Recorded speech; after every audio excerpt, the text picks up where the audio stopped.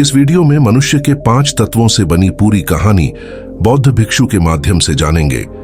हमारे जीवन में सबसे अधिक मूल्यवान महत्वपूर्ण 5 तत्व क्या है और उस 5 तत्व ने हमारे जीवन को सहनशीलता और सफल बनाने के लिए हमें क्या-क्या सहायता करने में मदद करती है।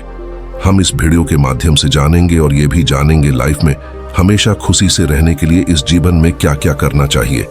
तो आइए वीडियो को शुरू करते हैं। तीसरी, शताब्दी के एक छोटे से गांव में एक बच्चा जन्म हुआ। ये नया बच्चा बहुत ही खूबसूरत था और सभी के मनोहारी हो गया। उसके माता पिता ने उसका नाम दिया मानव, जो धीरे धीरे बड़ा होता गया। मनुष्य की बड़ी गुलामी हुई पढ़ाई की ओर होती गई। उसके माता पिता ने उसे शिक्षा का महत्व सिखाया। वे कहते थे कि शिक्षा ही एक ऐसा ऐन्द्रजालिक शक्ति है जो एक व्यक्ति को मनुष्य का सर्वश्रेष्ठ बना सकती है। मनुष्य प्रतिस्पर्धात्मक हो गया और हमेशा नई जानकारी प्राप्त करने के लिए उत्सुक रहता था। वह शिक्षा के प्रति अतिरिक्त ध्यान देने लगा और एक ज्ञानी मनुष्य बनने के लिए चले गए। उसका नया जीवन बुद्ध के साथ शुरू हुआ। एक दिन जब मानव गुरु के पास गया तो गुरु ने उसे एक मुद्रा दी। मनुष्य ने आश्चर्य से पूछा, गुरुजी, यह मुद्रा क्या है और इसका उपयोग कैसे करना है? बुद्ध हंसते हुए बोले, यह 5 महत्वपूर्ण तत्वों की प्रतिष्ठा करने का तांत्रिक द्वार है। इन्हीं पर आधारित हम सभी का समस्त जीवन टिका हुआ है।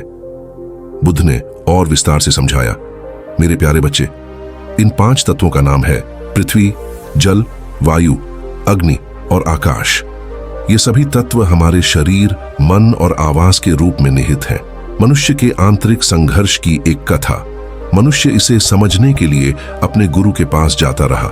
उसने उनके साथ यह सभी तत्वों की महत्ता और मूल्य के बारे में बहुत सी कथाएं सुनी। पहली कथा, पृथ्वी या भूमि की महत्ता। बुद्ध ने एक दिन बताया कि भूमि हमारे जीवन का आधार है।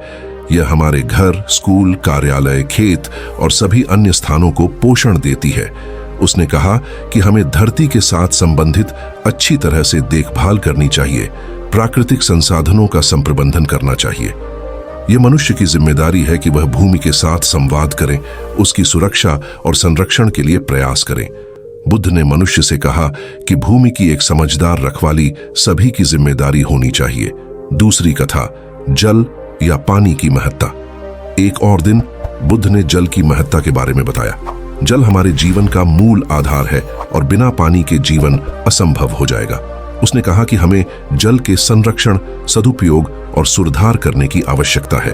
उसने यह भी बताया कि जल एक महत्वपूर्ण प्राकृतिक संसाधन है और उसे स्वच्छ और शुद्ध रखना हमारा धार्मिक कर्तव्य है।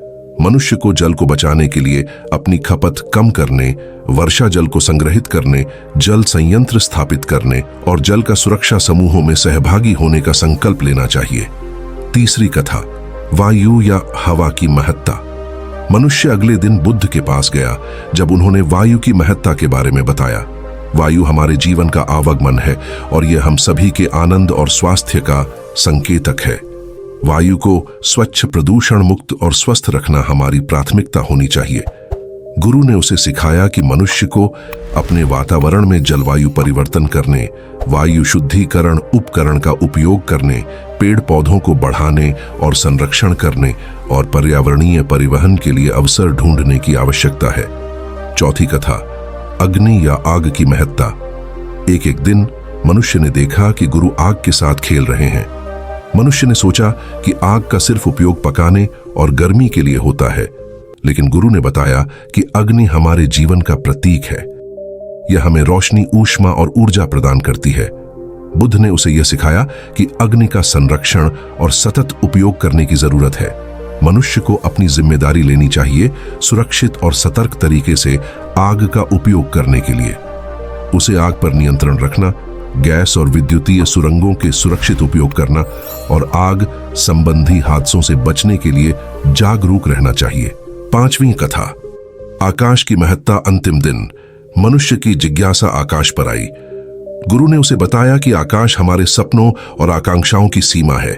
यह हमें उच्चता का एहसास दिलाता है और हमें मनोवैज्ञानिक और आध्यात्मिक विकास की ओर प्रेरित करता है। बुद्ध ने मनुष्य से कहा कि आकाश की ऊंचाई, स्वतंत्रता और सीमाओं को छोड़कर उसकी सीमाओं से परे सोचना चाहिए। उसने कहा कि मनुष्य को अपने सपनों की प्राप्ति के लिए ऊंचाई प्राप्त करने, नए विचार और आविष्कार करने और स्वतंत्र और आध्यात्मिक मार्ग पर आगे बढ़ने की प्रेरणा लेना चाहिए। इस तरह मनुष्य ने गुरु के मार्गदर्शन में पांचों तत्वों की महत्ता को समझा और इन्हें अपने जीवन में स्थानीय बनाया। वह एक संतुष्ट, संतुलित और खुशहाल जीवन जीने लगा, जहां वह स्वयं को और अपने सामर्थ्य को पहचानता और समर्पित करने का संकल्प लेता है।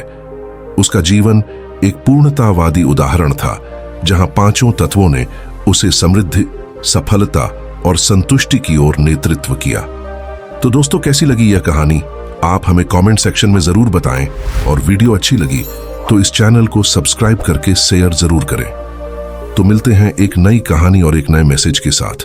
तब तक के लिए अपना ख्याल रखें